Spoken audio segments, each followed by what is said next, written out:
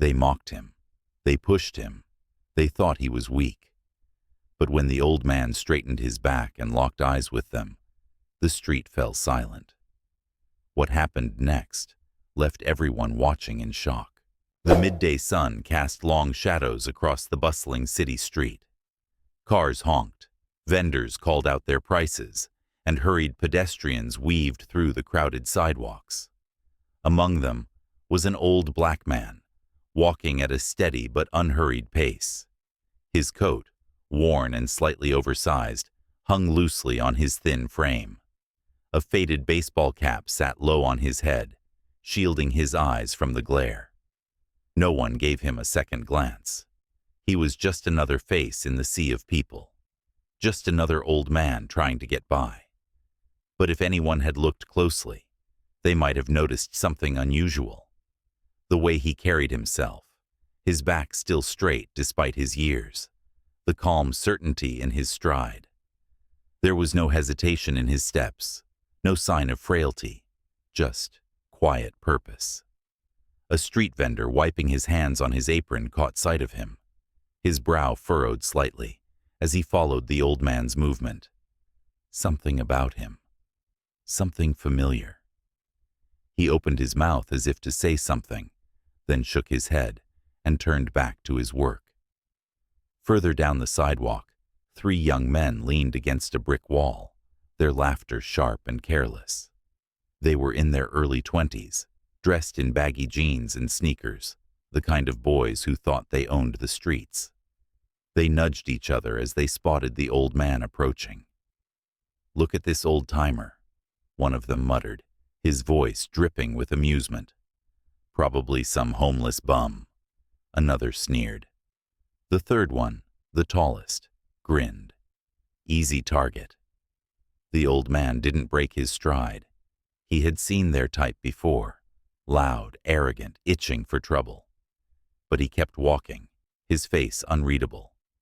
As he passed, the tallest one stepped in his way, forcing him to stop. The other 2 flanked him, forming a loose semicircle.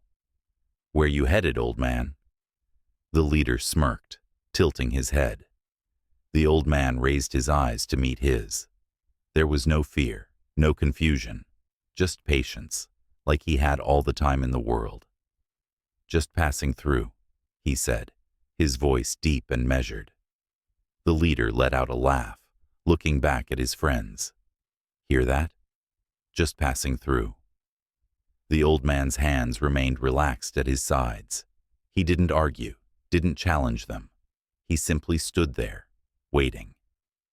The street vendor from earlier had stopped again, watching the scene unfold. Something in his gut twisted. The old man's stillness, his composure. It wasn't normal. It wasn't how most people reacted when they were cornered by punks like these. "Hey, man," the vendor called out, hesitating. "Maybe just leave him be." The tallest thug turned his head slightly, giving the vendor an unimpressed glance.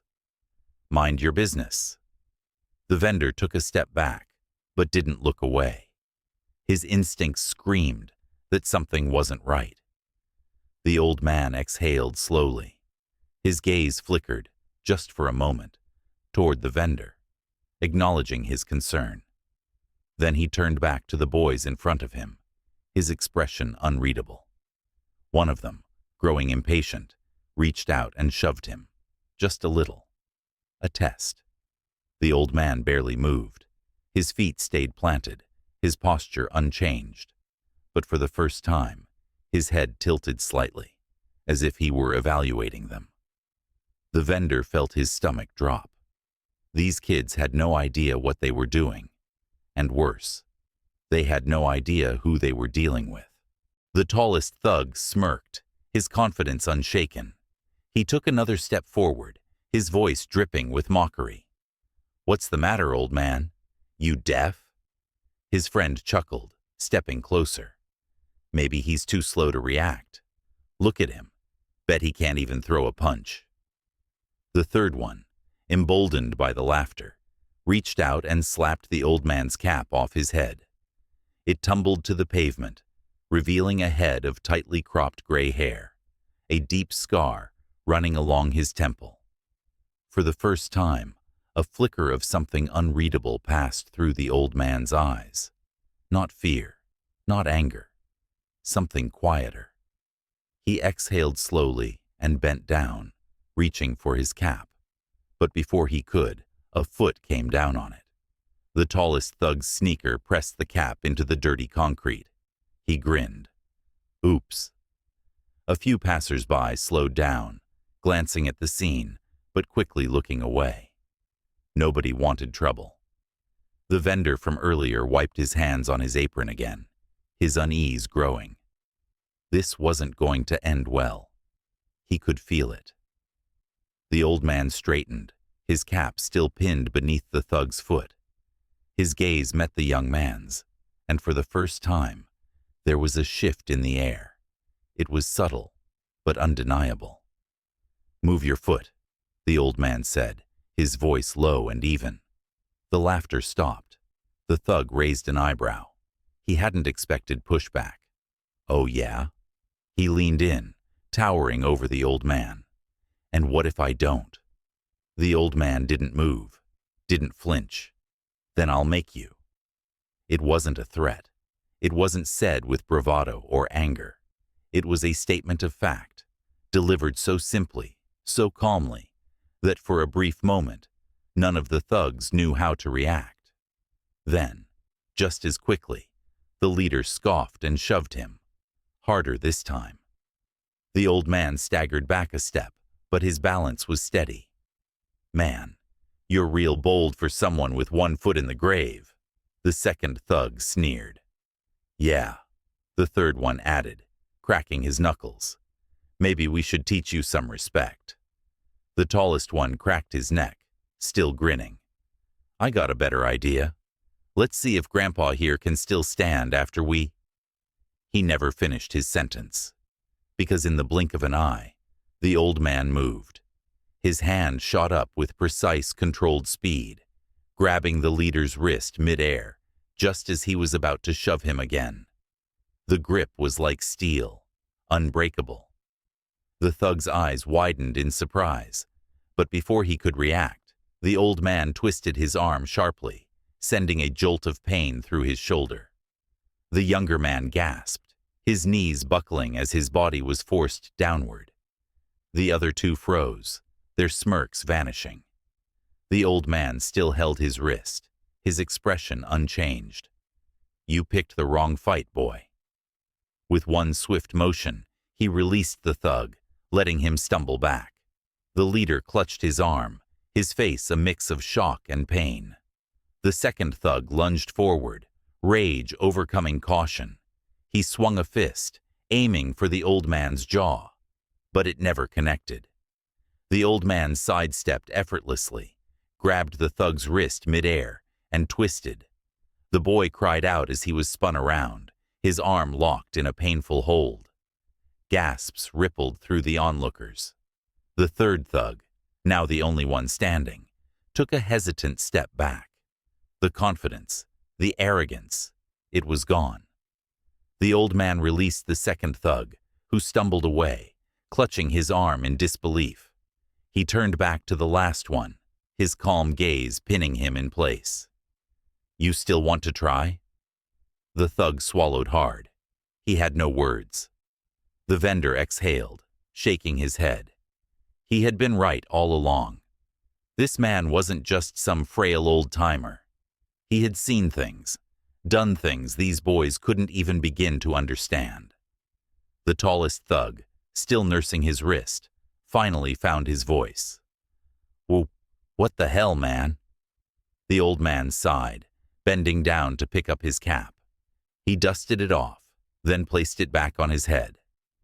"You kids walk around thinking you're tough," he murmured, "thinking you own these streets, but you have no idea what real toughness looks like." The leader clenched his jaw, his pride wounded. He spat onto the pavement. "You don't know who you're messing with, old man." The old man's gaze didn't waver. "Neither do you." And for the first time, the thug realized he was right. The street fell into an uneasy silence. A few bystanders had stopped walking, their eyes locked on the confrontation unfolding before them. The three young men, who just moments ago had been laughing and jeering, now stood frozen, two of them nursing their aching joints, the third too stunned to move. The old man hadn't even broken a sweat. The tallest thug, still gripping his wrist, looked around, searching for some kind of reassurance that he was still in control. But the expressions on the faces of his friends, the growing number of spectators, and, most of all, the unreadable gaze of the old man in front of him, told a different story. "You think you're some kind of badass, huh?" The leader's voice wavered slightly, but he quickly masked it with forced bravado. "Think just 'cause you got a few old man tricks, you're untouchable?" The old man sighed, adjusting his cap. "Number, I just know how to handle punks like you." That struck a nerve. Man, screw this. The second thug, still rubbing his sore arm, suddenly lunged forward again, fists clenched, pure frustration overriding his common sense. This time, the old man didn't just sidestep. He moved with the precision of someone who had spent a lifetime mastering his body. In one fluid motion, he ducked, shifted his weight, and swept his leg outward. The thug's feet were yanked from under him. He hit the pavement hard, the air rushing from his lungs in a single painful gasp. A collective gasp rippled through the small crowd. The third thug took a step back, his bravado crumbling. Shit! The leader clenched his jaw. His friends were getting embarrassed in front of all these people. And worse, he was losing control of the situation. His fists tightened. "You think we're scared of some washed-up old man?" He spat on the ground, his anger flaring.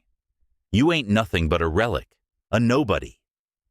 Still, the old man didn't react. His face was unreadable, but there was something in his stance, something unshakable.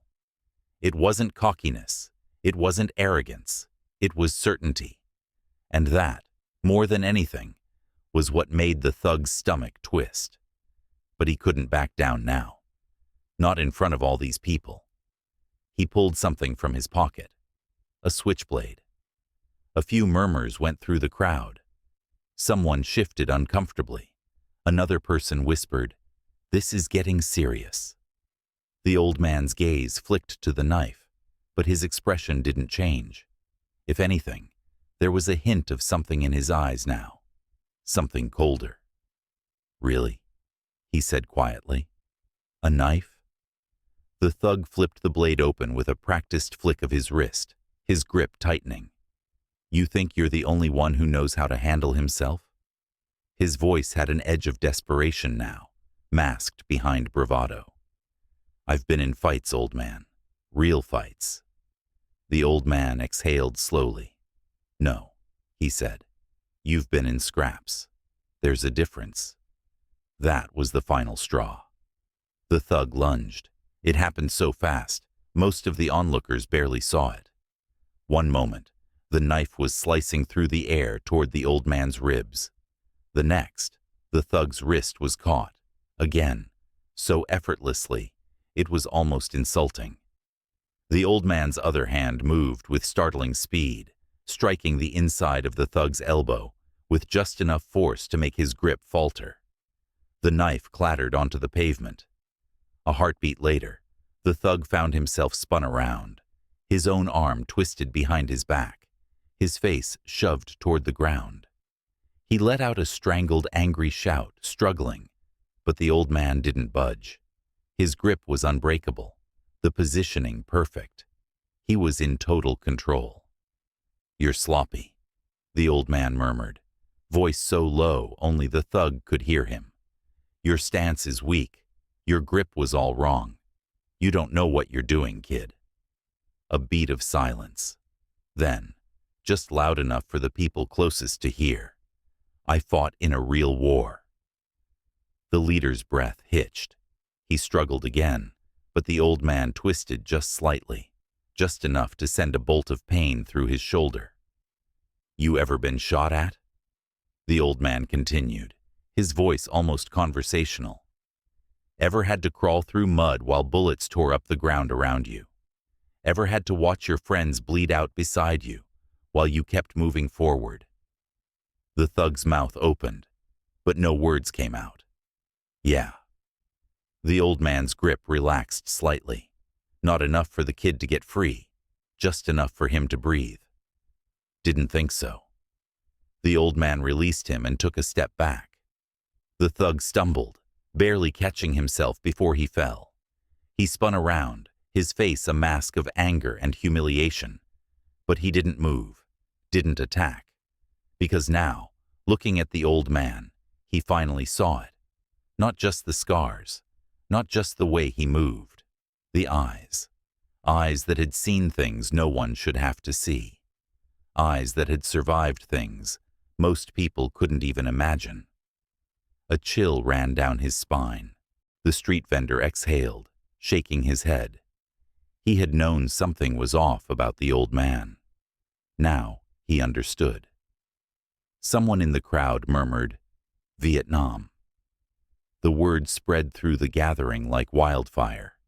The leader's hands trembled at his sides, but he clenched his fists to hide it. His friends, one still on the ground, the other rubbing his sore arm, looked at him, waiting for him to say something. But for the first time in his life, he had nothing to say. The street felt different now. The air was thick with tension, the kind that made people hold their breath without realizing it. The leader of the thugs stood frozen, his fists clenched at his sides, but he wasn't fooling anyone anymore. His confidence was gone. His friends, one still on the ground, the other rubbing his sore arm, weren't looking at him for direction anymore. They were looking at the old man. And the old man? He was calm, steady, like none of this had affected him at all. He stood with the ease of someone who had been through worse, much worse, and knew there was no real threat here. Not from kids playing gangster on the street. "You done?" The old man's voice was quiet, but it carried. The leader's face twisted, a war raging inside him. Pride told him to fight, to push back, to take control of the situation again.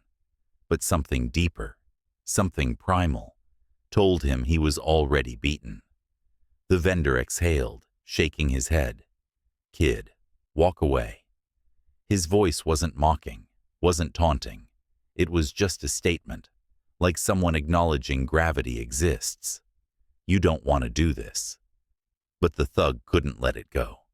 Not with people watching, not with his boys here. His jaw tightened. His pride was a chain around his neck, pulling him into deeper water. "You think?" His voice cracked, and he swallowed hard before trying again. "You think you're some kind of badass just 'cause you got lucky?" He scoffed, shaking his head. "Man, you ain't nothing but an old fool who should have stayed out of our way."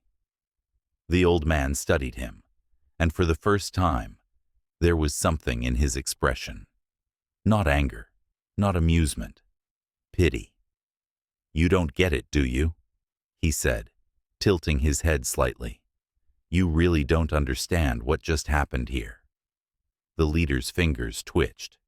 He hated this. Hated the way the old man was looking at him like he wasn't even worth the effort. "You think you won?" The words left his mouth before he could stop them. The old man's lips pressed together in something that wasn't quite a smile. "Boy, I never had to fight you." He took a step forward, slow, deliberate. "I just let you show everyone how weak you really are." A murmur rippled through the small crowd. The leader's breathing quickened. "Shut up. You walk around like you own these streets," the old man continued, voice level. "But the second you ran into someone who wasn't scared of you, what happened?" He gestured slightly. "Your boys got dropped in seconds. Your little knife trick? Pathetic. And now? Look around. The leader hesitated, then did, and for the first time he realized no one in the crowd was on his side. No one was laughing at the old man. They were looking at him, and they weren't scared. They were disappointed. The realization hit harder than any punch ever could. The old man stepped back, shaking his head. "Go home, kid." The leader's chest rose and fell with each sharp breath. His hands curled into fists. His muscles screamed at him to do something, anything. But he couldn't. He knew it. The old man knew it. Everyone knew it. Defeated, humiliated, he turned on his heel and shoved past the crowd, disappearing into the city. His two friends scrambled after him, heads down, shoulders hunched. And just like that, it was over. The tension in the street didn't fade immediately. The echoes of what had just happened still lingered in the air, hanging over the crowd like the final notes of a song no one had expected to hear. The old man adjusted his cap, his fingers brushing the faded fabric like it was an old friend. He didn't gloat, didn't smile. He simply stood there, steady as ever, as if nothing had happened. The vendor let out a low whistle, shaking his head. "Damn," he muttered under his breath. A few onlookers exchanged glances, murmuring to each other. Some nodded, a quiet respect forming in their eyes. Others simply stared at the spot where the thugs had been moments ago, as if still trying to process what they had witnessed. A young man in a hoodie, standing near the curb, spoke first. "Vietnam, huh?" His voice was low, uncertain, but filled with something that almost sounded like admiration. The old man didn't answer right away. He just looked at the kid for a long moment before giving a small nod. "Yeah." The word carried weight. Someone else in the crowd shifted, suddenly seeing him differently. He wasn't just some old man anymore. He was a survivor, a soldier, a man who had seen more than any of them could imagine. A woman, probably in her 40s, crossed her arms and exhaled sharply. "They had it coming," she muttered, loud enough for everyone to hear. A few heads nodded in agreement. The vendor, still watching the old man, finally stepped forward. "Here," he said, holding out a bottle of water. "On the house." The old man looked at it for a second, before taking it with a quiet, "Thank you." The crowd began to thin, people going back to their lives, but something had changed. The old man wasn't invisible anymore, and the lesson? It lingered. Bay. Ket thuk and ba'i hok root ra. Resolution. Ba tramtu. The old man took a slow sip from the water bottle, letting the cold liquid wash away the dryness in his throat. He wasn't looking for thanks. He wasn't looking for recognition. He had spent his life fighting battles that no one ever saw. This question mark. This was nothing. He glanced at the spot where the thugs had disappeared. Kids like that, so desperate to prove something, to make the world fear them. But fear wasn't respect, and power built on intimidation never lasted. The street vendor was still watching him.